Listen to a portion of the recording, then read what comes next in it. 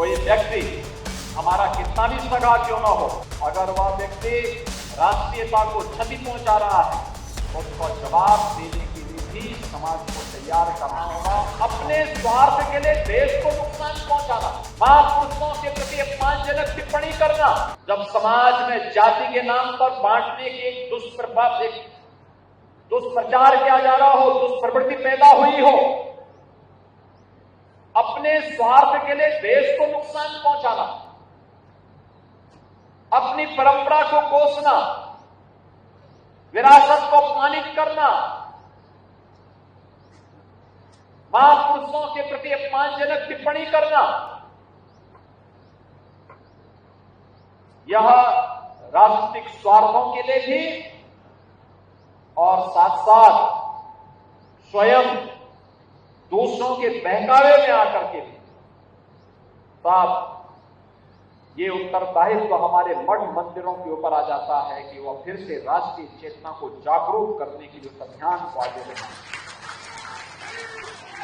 जो हर भारतीय के मन में राष्ट्रीयता का भाव पैदा कर सके, उन्हें एकता के सूत्र में बांध सके।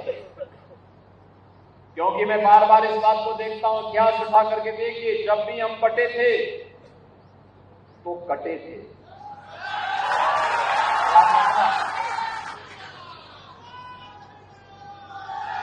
एक थे तो नेक थे। अभी यहां पर हम लोग मंच पर हर भारतीय के मन में भारतीयता का भाव आना चाहिए। हम लोगों ने अभी मंच में वीर अब्दुल हमीद के परिवार के सदस्यों को सम्मानित किया। भारत का परमवीर चक्र भारत माता के सपूत को प्राप्त हुआ, जिन्होंने 1965 के युद्ध में दुश्मन देश पाकिस्तान को नागों चली जमाने में भारत माता के पुत्र के रूप में को दायित्व का निर्वहन किया।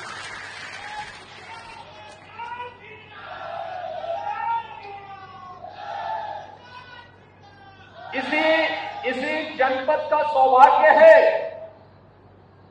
इस जनपद ने महावीर चक्र विजेता पांडित जी के परिवार के सदस्यों को भी अभी हमने मंच पे सम्मानित किया।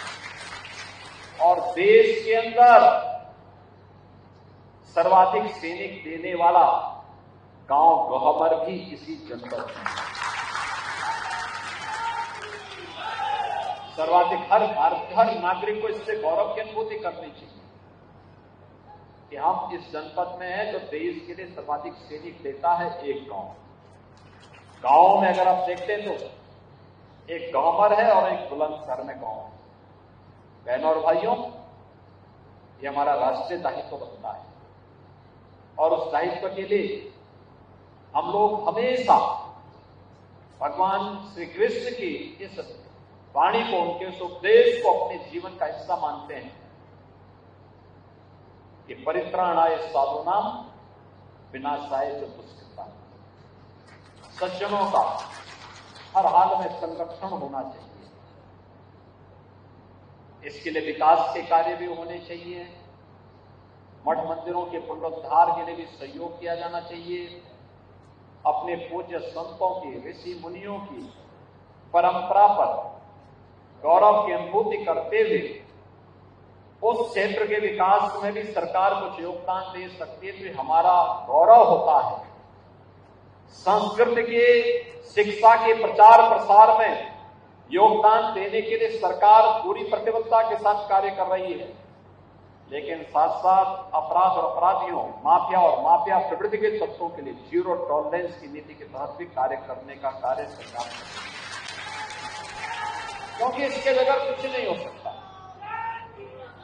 क्योंकि यही तो भगवान राम और भगवान कृष्ण की शिक्षा, अच्छा कोई भी करे उसका समर्थन करिए, हर प्रकार से इसे आगे बढ़ाने के लिए प्रेरित करिए।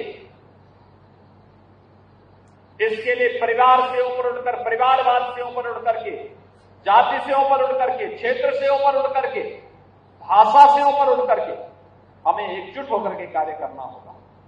लेकिन अगर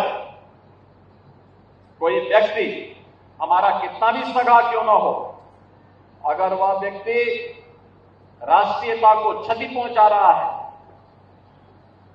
भारत और भारतीयता को नुकसान पहुंचा रहा है, तो फिर हम लोगों को उसका जवाब देने के लिए भी समाज को तैयार करना होगा, अपने आप को तैयार करना होगा। आज सरकार इन सब मूल्यों और आदर्शों की स्थापना के लिए निरंतर प्रयत्नशील है।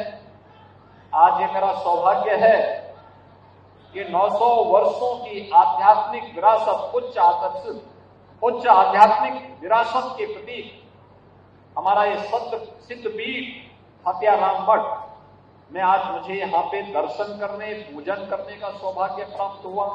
आप सबसे संवाद बनाने का सौभाग्य प्राप्त हुआ है। मैं आज के इस अवसर पर इस पीठ के पूज्य पीठाधीश्वर महामंडलेश्वर पूज्य स्वामी श्री भवानी नंदन यति जी महाराज और उनसे जुड़े हुए सभी शिष्यों का मैं हृदय से आभारी हूं कि उन्होंने आज के इस आयोजन के लिए यहाँ पर एकत्र रहे और इस आयोजन में मुझे देवी भगवती मां परम्बा बुढ़िया माई का दर्शन करने का सौभाग्य उन्होंने दिया है। मैं इस अवसर पर आप सबको इस बात के लिए आश्वस्त करता हूं कि डबल इंजन की सरकार जो बोलती है वह करती है, और जितना करती है उतना ही बोलती है। प्रभातखबर.com, विश्वास वही, रफ्तार नहीं।